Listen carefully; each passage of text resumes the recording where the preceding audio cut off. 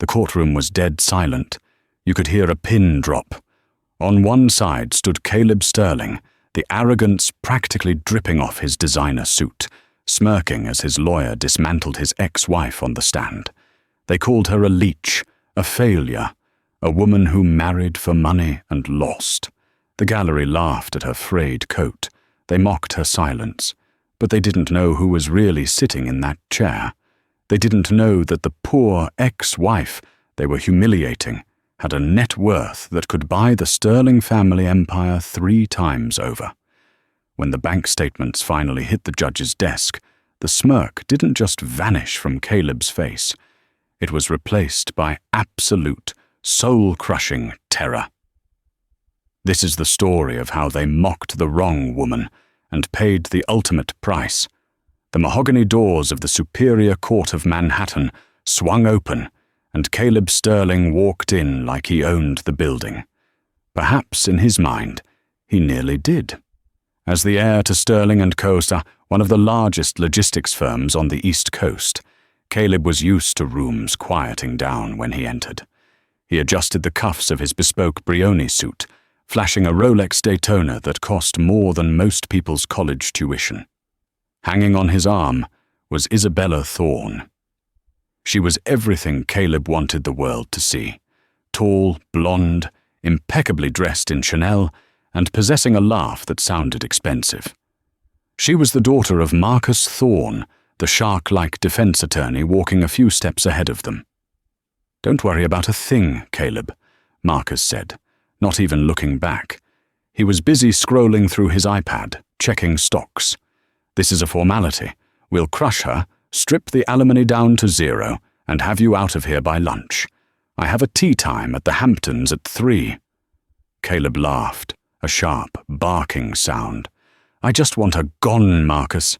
She's like a stain on my reputation. I'm tired of seeing her name on my bank statements." "She's a desperate woman," Isabella chimed in, checking her reflection in her compact mirror. "Honestly, it's embarrassing. If I were her, I'd just disappear." On the other side of the courtroom, the atmosphere was different. There were no expensive perfumes, no flashing watches. Sitting alone on a wooden bench was Curtis Vance. She looked tired. Her hair, a dark chestnut, was pulled back in a severe, messy bun. She wore a grey wool coat that had seen better days, the fabric pilling at the sleeves. Underneath, a simple white blouse and black slacks. No jewellery. No makeup to hide the dark circles under her eyes. She stared at her hands, which were folded tightly in her lap. To the onlookers, and the courtroom was full, given the Sterling family's prominence in the tabloids, Curtis looked exactly like what the tabloids said she was. The bitter ex-wife who couldn't move on. The gold digger who had secured a lucky marriage 5 years ago and was now clinging to the wreckage. "Look at her," Caleb whispered to Isabella, loud enough for the front row to hear. "She looks like she slept in her car." "Maybe she did," Isabella giggled. Curtis didn't look up. She didn't react. She simply waited. Beside her sat her lawyer. He wasn't a shark like Marcus Thorne. His name was Arthur Pench. He was an older man, heavily overweight, with a suit that looked like it had been bought off the rack at a department store in 1995. He was shuffling through a stack of disorganized papers, dropping a few on the floor and breathing heavily as he bent to pick them up. Caleb caught Marcus's eye and smirked. "That's her counsel? Is he awake?" "He's a public defender turned strip mall ambulance chaser," Marcus scoffed. "Arthur Pench. I think he handled a drunk driving case for my gardener once. He's incompetent. This is going to be a slaughter, Caleb." The bailiff's voice cut through the chatter. "All rise. The Honourable Judge Eleanor Harrigan presiding." Judge Harrigan swept in, her black robes billowing. She was known as the Hammer in New York legal circles. She had 0 patience for theatrics, and even less for wasting time. She sat down, adjusted her glasses, and looked down at the docket. "Sterling versus Sterling," she read, her voice bored. petition to modify spousal support and counter-petition for defamation. She paused, looking over her glasses at the defense table. Yes, Your Honor. Marcus Thorne stood up, buttoning his jacket smoothly. My client, Mr. Sterling, is petitioning to terminate all spousal support immediately. Furthermore, we are arguing that Ms. Vance has engaged in a campaign of harassment and defamation against the Sterling family since the divorce was finalized 2 years ago. We intend to prove she is not only financially competent to support herself, but has been leeching off my client while trying to destroy his reputation. Judge Harrigan turned her gaze to Curtis's table. And the counter-petition? Arthur Pench stood up. He fumbled with his glasses. Yes, Your Honor. We contest the termination, and we are filing a motion for full financial disclosure regarding the Sterling Family Trust. Marcus laughed openly. It was a short, sharp sound that echoed in the room. Your Honor, this is ridiculous. The Sterling Trust was sealed during the initial divorce proceedings. Ms. Vance signed a prenup. She got her settlement. Now she's back for more because the money ran dry. It's classic greed. Is that true, Mr. Pench? Judge Harrigan asked, her eyebrows narrowing. Are you trying to reopen a closed settlement? We believe, Arthur said, his voice surprisingly steady despite his disheveled appearance, that the financial circumstances have changed significantly, and that, well, things are not what they seem. You're right, Marcus interrupted, turning to the gallery. Things aren't what they seem. Ms. Vance portrays herself as a victim, a poor, discarded housewife. But today, we will prove she is a liar and a parasite. Caleb leaned back in his chair, crossing his legs. He watched Curtis. Look at me, he thought. Look at me and beg. But Curtis didn't look at him. She was looking at the clock on the wall. It was 9:15 a.m. She leaned over to Arthur. Is it ready? She whispered. Arthur glanced at his watch, then at a thick, sealed envelope sitting on the table in front of him. Just wait for the cross-examination, Curtis. Let them dig the hole first. Curtis nodded. She finally looked up, her eyes locking onto Caleb's. There was no sadness in them, no fear. There was only a cold, terrifying emptiness. Caleb frowned. He expected tears. He expected anger. He didn't expect nothing. It unsettled him for a second, but he shook it off. She was bluffing. She had to be. Mr. Thorne, the judge said, call your first witness. I call Caleb Sterling to the stand. Caleb stood up, buttoning his jacket. He walked to the witness stand, took the oath, and sat down. He looked like the picture of American success. Handsome, wealthy, confident. Mr. Sterling, Marcus began, pacing the floor, tell the court about your marriage to the defendant. Caleb sighed, a practiced, tragic sigh. It was a mistake. I was young. I thought I was in love. Curtis was. She was a waitress when I met her, working at a diner in Jersey. I thought I could save her. I gave her a life most people dream of. Penthouses, cars, travel. And how did she repay you? By refusing to participate in my life, Caleb said, his voice hardening. She refused to attend charity galas. She refused to network with my business partners. She spent all day in her room, on her laptop, doing nothing, just existing, and spending my money. And when you divorced? I was generous, Caleb said. I gave her a lump sum of $200,000 and alimony of $5,000 a month for 2 years. That's more than she would have made in a decade waiting tables. And now? Now the 2 years are up, Caleb said, and she's asking for an extension. She claims she can't find work. But, Your Honor, she's young. She's able-bodied. She just doesn't want to work. She wants to live off the Sterling name. Thank you, Mr. Sterling. Marcus turned to Curtis's table with a sneer. Your witness, Mr. Pench. Arthur Pench stood up slowly. He walked toward the witness stand, dragging his feet. He looked harmless. Mr. Sterling, Arthur mumbled. You said Curtis spent all her time on her laptop? Yes, Caleb said, looking bored. All day, probably watching movies or shopping. You never asked what she was doing? Why would I? It certainly wasn't contributing to the household bills. The gallery chuckled. Arthur nodded, looking at his shoes. And you mentioned she was a waitress when you met her. In 2018? Yes, at a place called Tony's Diner. Right, and you? Arthur looked up, his eyes suddenly sharp behind his thick glasses. You were a junior executive at your father's company then, struggling to close the chaotic merger with Omni Logistics. Is that correct? Caleb stiffened. That's irrelevant. Is it? Arthur pressed. That merger saved your company from bankruptcy, didn't it? It was the deal that made you the CEO. I made that deal happen, Caleb snapped. Did you? Arthur asked softly. Or did someone give you the strategy? Someone who was reviewing the contracts late at night? Maybe someone on a laptop? Caleb laughed nervously. Are you suggesting Curtis helped me with $100 million merger? She didn't even go to college, old man. She's a high school dropout. Arthur smiled. It wasn't a nice smile. No further questions. Caleb frowned as he stepped down. He felt a weird itch in the back of his neck. What was that about? Call your next witness, Judge Harrigan said.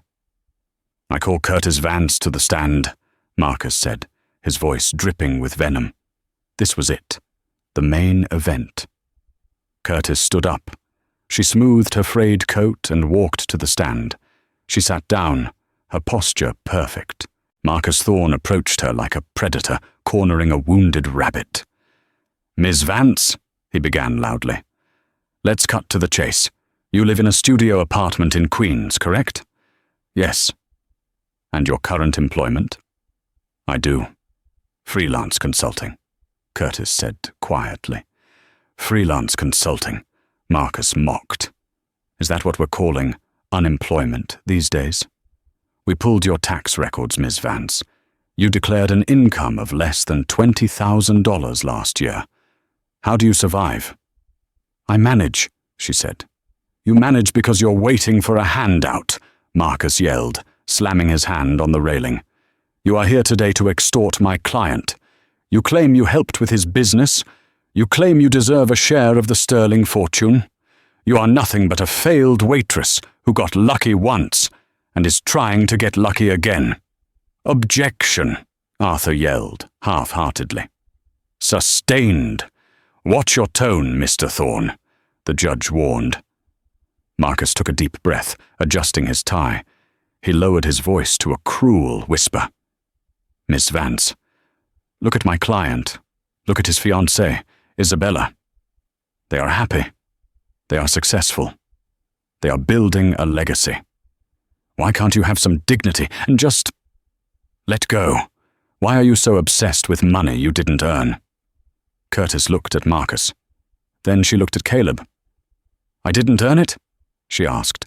Her voice wasn't quiet anymore. It was clear, resonant. No, Marcus scoffed. You didn't. Curtis turned to the judge. Your Honor, may I answer the question fully? Judge Harrigan nodded. Go ahead. Curtis reached into her pocket and pulled out a small black USB drive. She placed it on the stand. I didn't earn the money Caleb gave me, Curtis said. That's true. The $200,000? I donated it to charity the day I left him. The alimony? I put it in a trust fund for his niece, who he refuses to acknowledge. Caleb's eyes widened. What?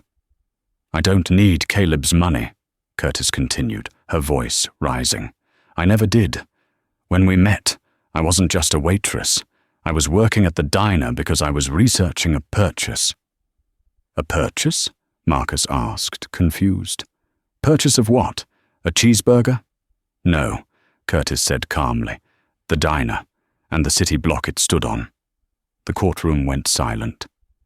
"Mr. Pench," Curtis signaled to her lawyer, "please open envelope A." Arthur ripped open the seal he had been guarding. He pulled out a document and handed it to the bailiff to give to the judge. "What is this?" Judge Harrigan asked, scanning the document. Her eyes went wide. She looked up at Curtis, then back at the paper. "Your Honor," Curtis said. "That is the deed to the Sterling and Cumbert headquarters building in downtown Manhattan. I bought the debt on the building 3 years ago through a shell company." Caleb stood up. "That's a lie. We leased that building from, he stammered. "From Van Corp Holdings," Curtis finished for him. "Vance, Corp. That's me, Caleb." Chaos erupted in the courtroom. "Order! Order!" Judge Harrigan banged the gavel. "I'm not done," Curtis said, her eyes blazing. "Mr. Thorne asked why I'm obsessed with money I didn't earn. I'm not here for alimony, Caleb. I'm here because you violated the non-compete clause of the merger agreement I wrote for you, and because you've been embezzling from the company, which I effectively own." Caleb's face went pale. Isabella dropped her compact mirror. It shattered on the floor. "You mocked me," Curtis said, standing up. "You called me a waitress. You called me a gold digger. But for the last 5 years, I have been the silent majority shareholder of the company that puts the food on your table. And today, I'm firing you." The silence that followed Curtis's declaration was heavy, suffocating. Caleb Sterling stood frozen, his mouth opening and closing like a fish pulled from water. The smirk that had been plastered on his face for the last hour was gone, replaced by a look of sheer, unadulterated panic. You're lying," Caleb stammered, his voice cracking. "Van Corp, that's a massive conglomerate. You're a nobody. You're a waitress." Judge Harrigan was flipping through the documents in envelope A with rapidly increasing interest. She looked up over her spectacles, her gaze piercing Caleb. "Mr. Sterling, sit down. Unless you want to be held in contempt, I suggest you let the witness speak. These documents appear to be genuine notarized deeds and shareholder certificates." Caleb collapsed back into his chair. Beside him, Isabella Thorne was frantically whispering to her father. "Daddy, what is she talking about? Fix this. She's crazy." Marcus Thorne wasn't listening to his daughter. He was staring at Curtis Vance with a look of dawning horror. He recognized the name Van Corp. Everyone in finance did. It was a shadow firm, a private equity group that had quietly acquired distressed assets all over the East Coast in the last 5 years. No one knew who the CEO was. It was rumored to be a recluse billionaire from Silicon Valley. It wasn't. It was the woman sitting across from him in a 3-year-old coat. "Ms. Vance," Judge Harrigan said, her tone completely different now. Respectful, curious. "Please explain. If you have significant assets, why did you file a financial affidavit claiming poverty? And why the disguise?" Curtis turned back to the microphone. She didn't look tired anymore. She looked regal. "I never claimed poverty, Your Honor," Curtis corrected gently. "I claimed lack of income from traditional employment. My wealth is held in blind trusts and asset holdings. Technically, my liquid income last year was $20,000. I live off the interest of the interest. I don't need a salary." She turned to look at Caleb, her eyes softening with a ghost of past pain.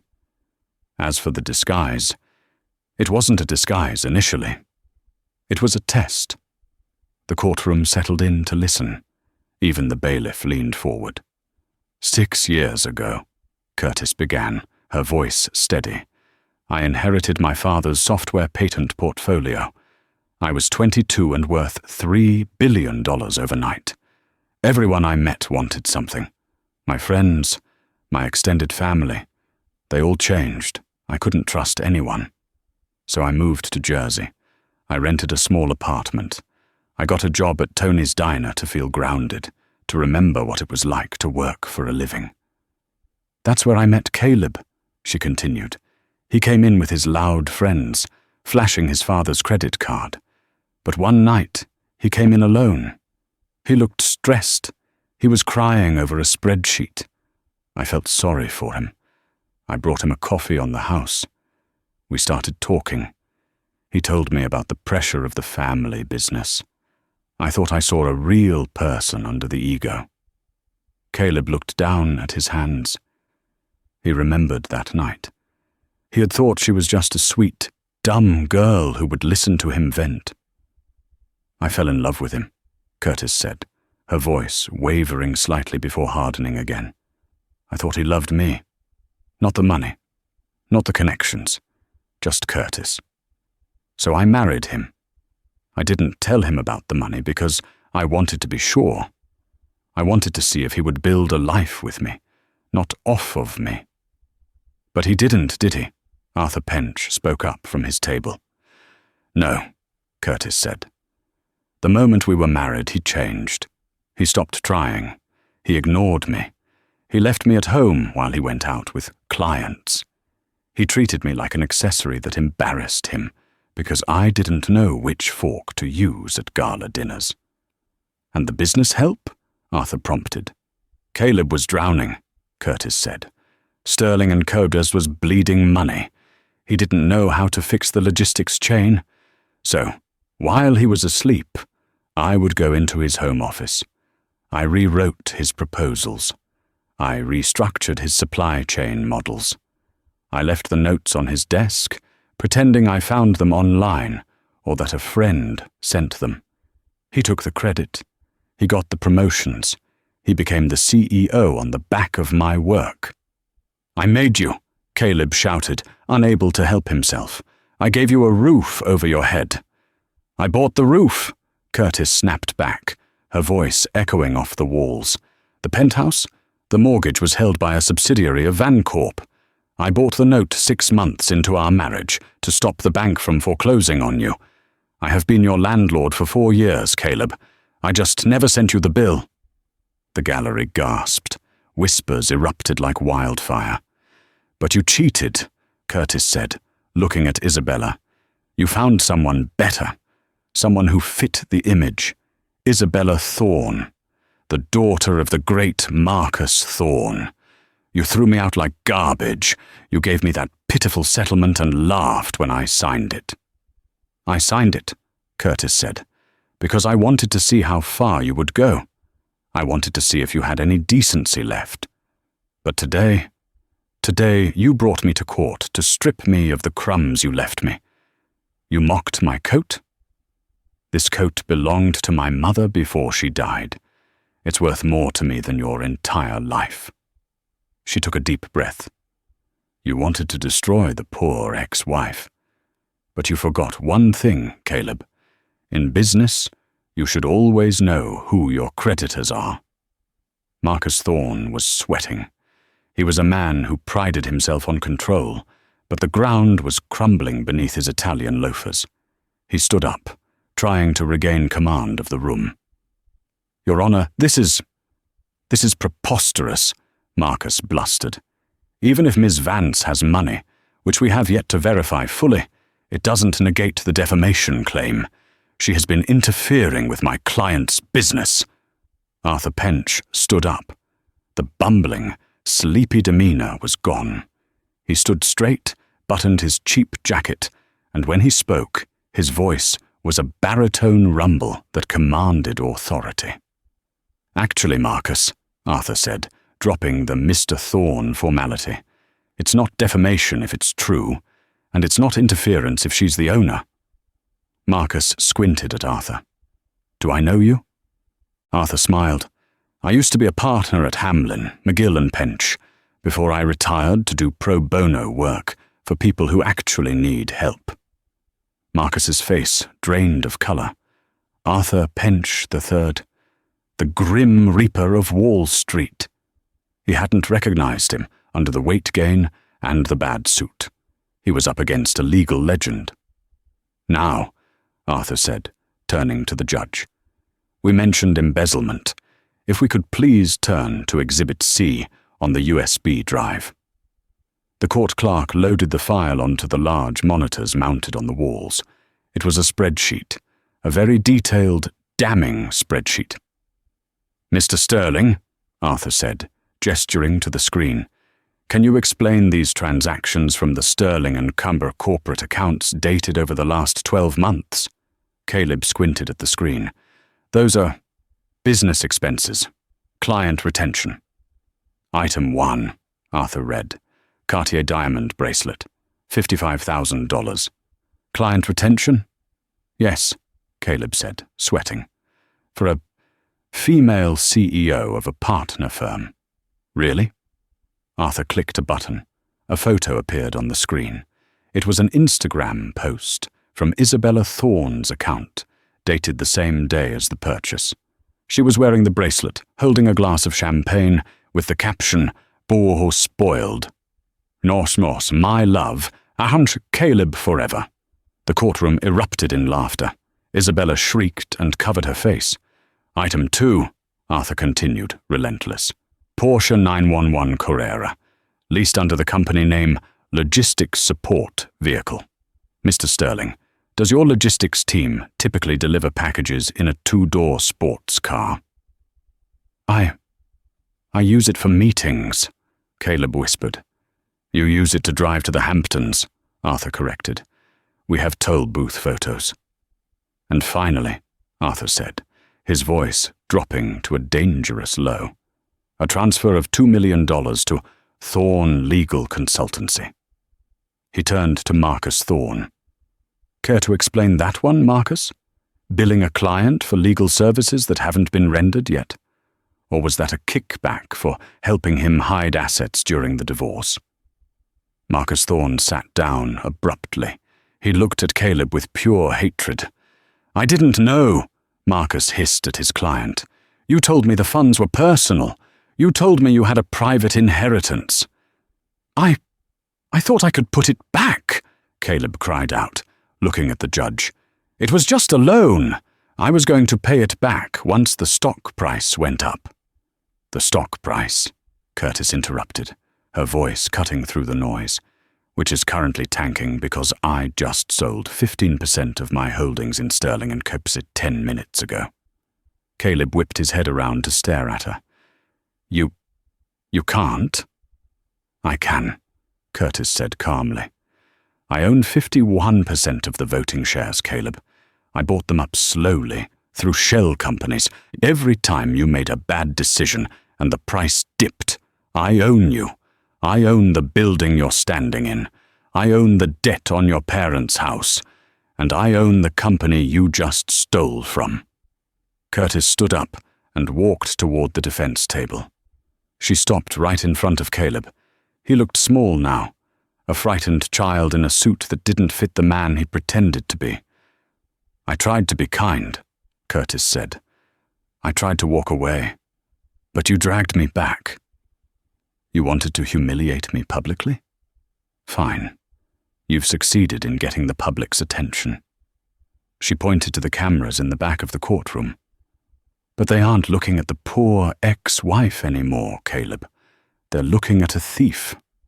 "Your Honor," Arthur Pench addressed the judge, "given the evidence of grand larceny, embezzlement of corporate funds, and perjury committed on the stand regarding his finances, we move for immediate dismissal of the plaintiff's petition. Furthermore, we will be filing criminal charges with the district attorney regarding the stolen funds." Judge Harrigan looked at Caleb with disgust. She banged her gavel. It sounded like a gunshot. "Petition dismissed with prejudice," she ruled. "Mr. Sterling, you are to remain in this courtroom until the bailiff can escort you to the holding cell. The district attorney will be notified immediately." "No!" Isabella screamed. She jumped up, grabbing her purse. "I didn't know! I'm not part of this! Daddy, tell them!" Marcus Thorne stood up, gathering his papers. He looked at his daughter, then at Caleb.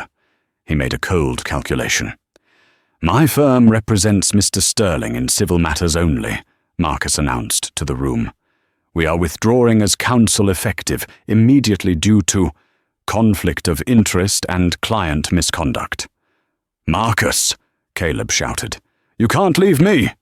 "You lied to me, Caleb," Marcus said coldly. "And you paid me with stolen money. I'm lucky if I don't get disbarred. You're on your own." Marcus grabbed Isabella by the arm. "Let's go."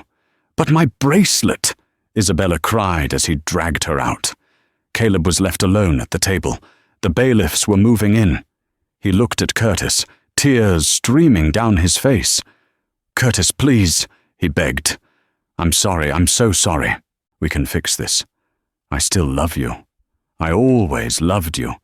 It was just the pressure. Please don't let them take me." Curtis looked at him one last time. She buttoned her frayed grey coat. "You don't love me, Caleb," she said softly. "And you never loved the waitress. You only loved the reflection of yourself you saw in my eyes. But the mirror is broken now." She turned to Arthur. "Are we done here?" Arthur Pench smiled, closing his briefcase. "I believe we are, Miss Vance.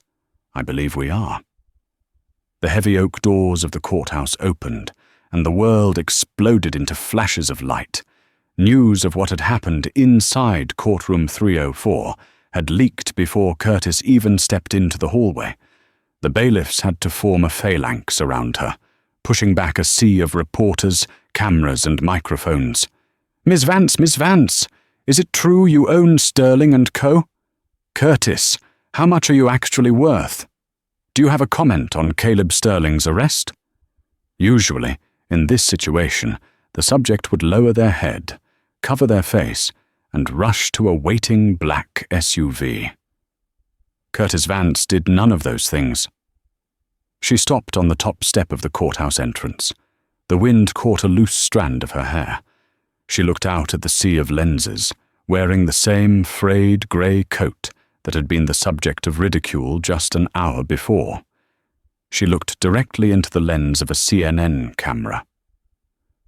"My name is Curtis Vance," she said, her voice cutting through the shouting. "For years I was told that my worth was determined by the label on my dress and the man on my arm.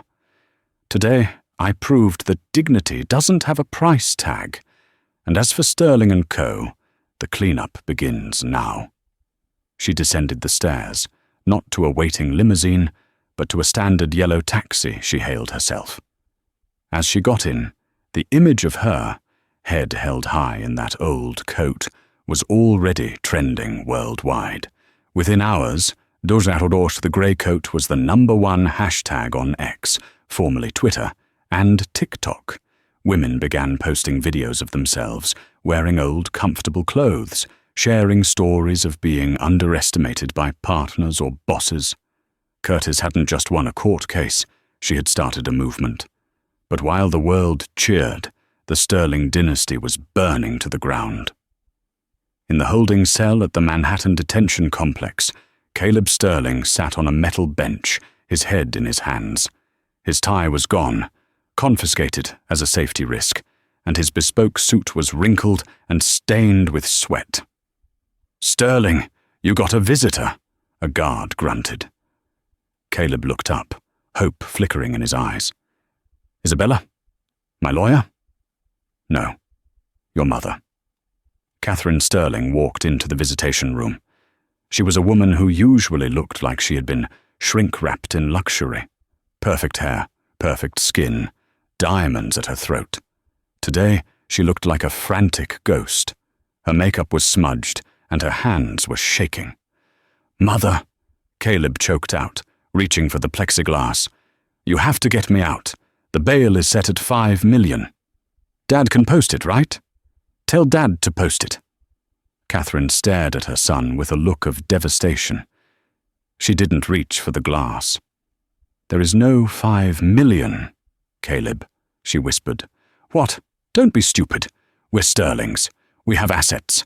Sell the Hamptons house. Sell the yacht. The assets are frozen, Catherine said, her voice trembling. The SEC is swarming the offices. The FBI is at the house right now, seizing files. And the Hamptons house? We don't own it. What do you mean we don't own it? Van Corp owns it, Catherine sobbed. Curtis owns it. She's owned the mortgage on the estate for 3 years. We've been living there as her guests. And 10 minutes ago, she served us an eviction notice.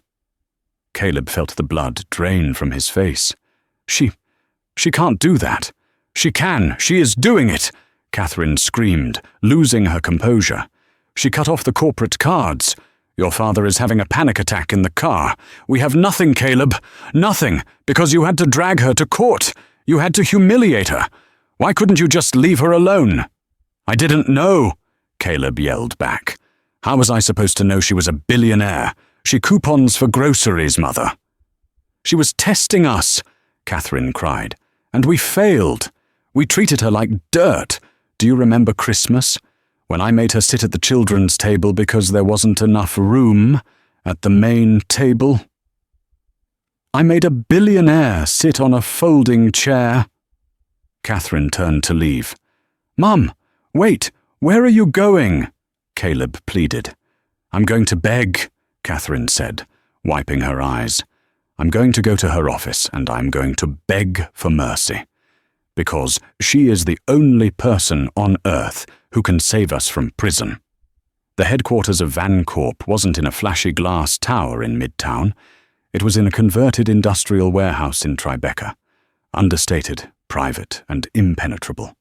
There was no sign on the door, just a small bronze plaque that read, V. Richard and Catherine Sterling stood in the lobby. Richard, usually a blustering titan of industry, looked shrunken. He was leaning heavily on a cane, his face grey.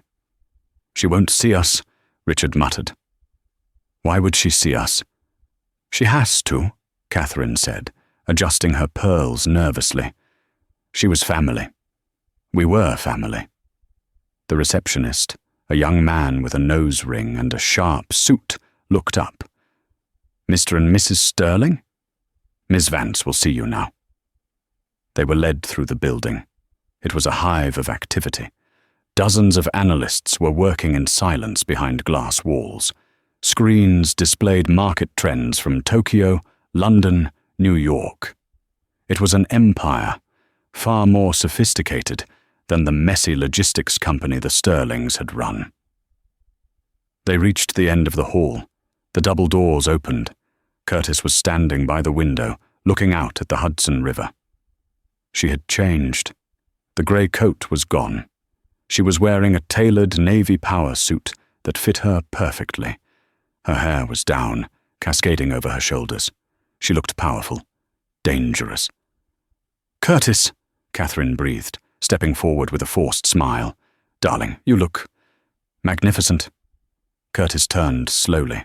Her expression was unreadable. Catherine, Richard, please, sit. She gestured to 2 modern chairs in front of her desk. She didn't offer them coffee. She didn't sit down herself. We were so shocked, Richard began, his voice wheezing, to learn about all this. Your success. We had no idea. That was the point, Curtis said coolly. Curtis, listen, Catherine interrupted, stepping closer. We know things were strained, but we're family. Caleb, he's a fool. You know that. He's a boy. He made mistakes, but he doesn't belong in jail. And we're old people, Curtis. You can't just throw us out on the street. Curtis walked to her desk and picked up a file. Strained? Curtis repeated. Is that the word you're using? She opened the file. June 2021. I was in the hospital, recovering from a miscarriage. Caleb wasn't there. He was in Vegas. You came to visit me, Catherine. Do you remember what you said? Catherine paled. She stayed silent. You told me, Curtis continued, her voice devoid of emotion. that it was probably for the best, because the Sterling bloodline shouldn't be diluted with working-class genes. You told me to dry my eyes and stop being dramatic. Richard looked at his wife in shock. You said that? And you, Richard. Curtis turned her gaze to the old man. When my father died, I asked for time off from the household duties to grieve. You told me that as a Sterling wife, my duty was to support Caleb, not wallow in self-pity. You told me to host the summer gala 3 days after the funeral. We were trying to toughen you up, Richard stammered, for the world we live in. I was already tough, Curtis said. I was surviving in a world you can't even imagine. And while you were toughening me up, I was saving you. She tossed a document onto the desk. That is the receipt for your triple bypass surgery, Richard. $200,000. You thought insurance covered it. Your insurance had lapsed because Caleb forgot to pay the premium. I paid it out of pocket, anonymously. She tossed another paper. And this? This is the settlement for the sexual harassment lawsuit against you, Richard, from your former secretary. I settled it to keep your name out of the papers. $500,000. The room was silent. The only sound was the hum of the server room next door. I have been holding the sky up for you people for 5 years, Curtis said, her voice finally breaking with anger. And in return, you mocked me. You belittled me. You let your son cheat on me and parade that woman in front of me. We didn't know, Catherine wept. We didn't know you were the one helping us. Would it have mattered? Curtis asked sharply. Does kindness only matter if it comes from a billionaire? If I really was just a waitress, did I deserve to be treated like trash? Catherine sobbed into her hands. Richard stared at the floor, defeated. I'm not going to bail Caleb out, Curtis said firmly. He broke the law. He stole from a public company. He needs to face the consequences. That is the only way he will ever grow up. And us? Richard whispered. Are you going to destroy us? Curtis looked at them. She saw the fear in their eyes, the same fear she had felt when she was 22, alone and surrounded by sharks. She sighed, and for a moment the steel in her eyes softened. I'm not you, Curtis said. I don't take pleasure in suffering. She slid a single envelope across the desk. The eviction notice is rescinded. You can stay in the Hamptons house. It's in a trust. You can live there until you die. But the ownership remains with Vancorp. Richard and Catherine looked up, disbelief washing over them.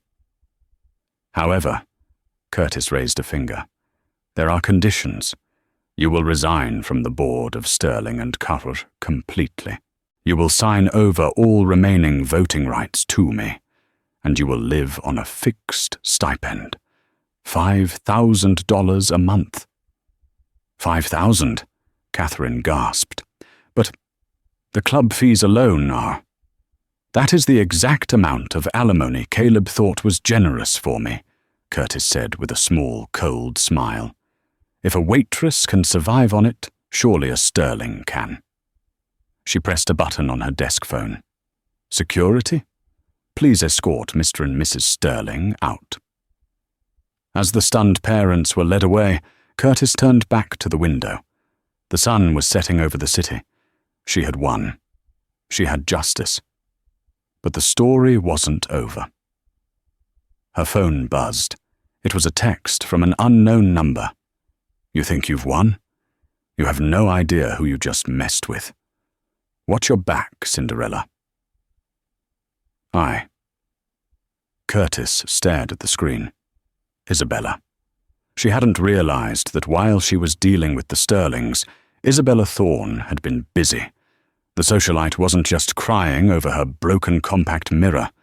She was cornered, humiliated, and dangerous. And unlike the Sterlings, Isabella didn't care about money. She cared about revenge. Curtis hit the intercom button. Arthur, get the private investigators ready. I think the snake is about to strike."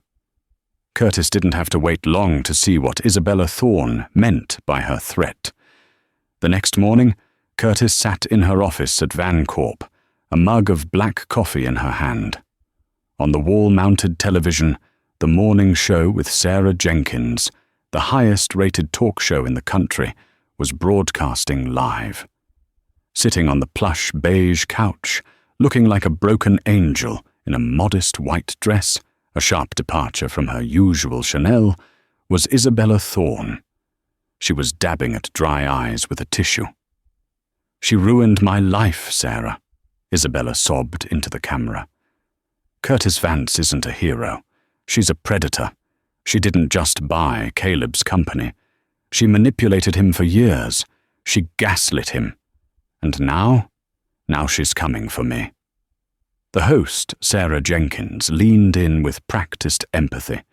"But Isabella, the court documents show that Curtis is the legitimate owner. How can you say she's a predator?" Isabella looked directly at the camera, her eyes hard and calculating. "Because the money isn't hers. Curtis Vance didn't inherit a patent portfolio. She stole it. She was my father's intern 10 years ago. She stole confidential files, blackmailed my father, and used his money to build Vancorp. She is a fraud. And I have proof." Isabella held up a manila folder. "In here are emails. Emails proving she seduced partners at the firm to get trade secrets. She's not a genius. She's a corporate spy." Curtis watched the screen, her expression unmoving. Her assistant, David, stood by the door, looking pale. "Ms. Vance?" David stammered. "Vancorp stock just dipped 4%. Twitter is going crazy. They're calling for an investigation. Should I issue a denial?" Curtis took a slow sip of her coffee. "No denial, David. A denial makes us look defensive." "But she has documents!" David cried. "If she releases forged papers, it could take months to clear your name. The SEC will freeze our assets again." Curtis stood up and walked to the window. Isabella was playing a dangerous game. She was betting that if she threw enough mud, the confusion would destroy Vancorp's reputation before the truth could come out. It was a scorched earth tactic, and it was smart. "Isabella forgot one thing," Curtis murmured. "What?" "She forgot who her father is." Curtis turned back to her desk. "Get my car ready, and call Marcus Thorne's private line. Tell him I'm coming to his office. Tell him if he isn't there, I'm releasing the Caymans file."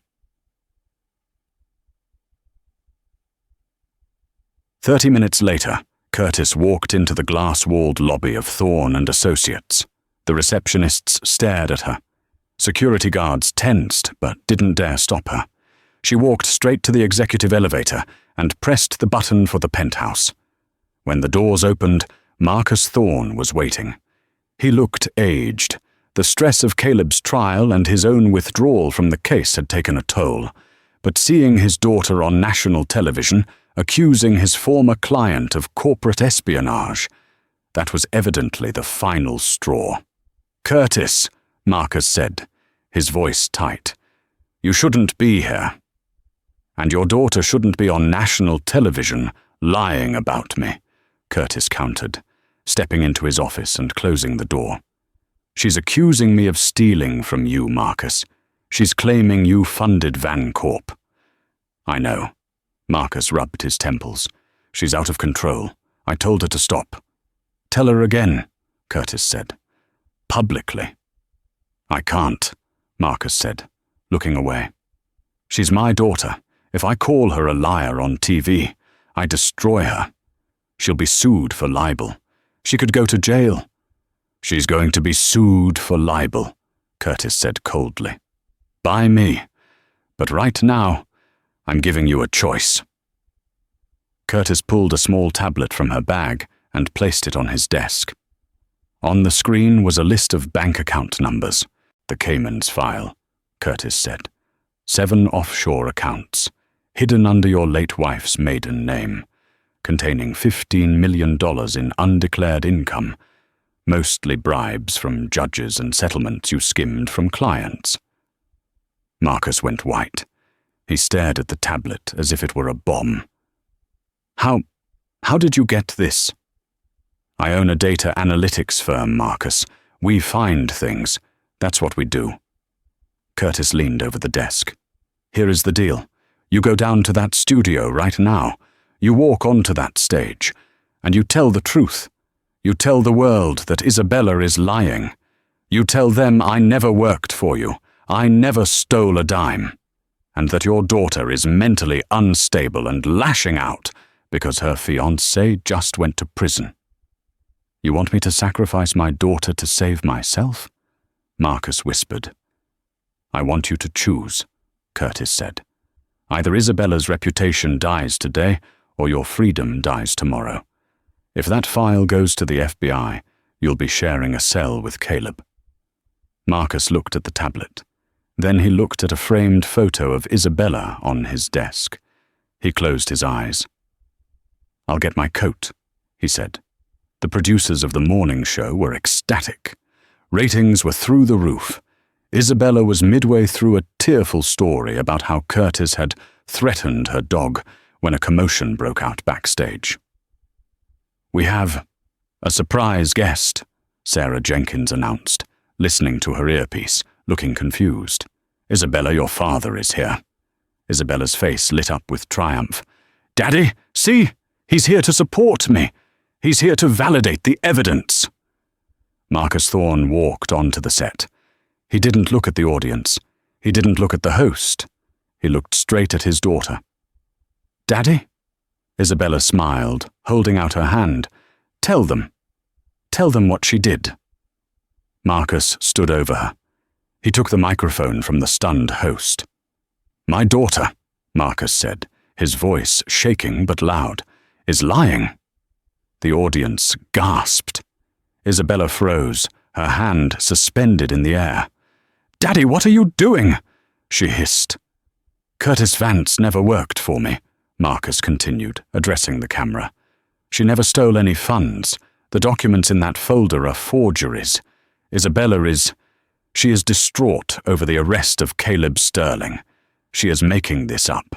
You're lying, Isabella shrieked, standing up. He's being blackmailed. She got to him. I am not being blackmailed, Marcus said, his voice dead. I am finally doing the right thing. Isabella, stop it. It's over. Isabella looked around the studio. The cameras were zooming in on her face. The audience wasn't looking at her with pity anymore. They were looking at her with morbid curiosity. The victim mask slipped. I hate you, she screamed at her father, her voice cracking into a shrill, ugly sound. You coward! You were supposed to protect me. She's a witch. She took everything. Isabella lunged for the camera, trying to smash the lens.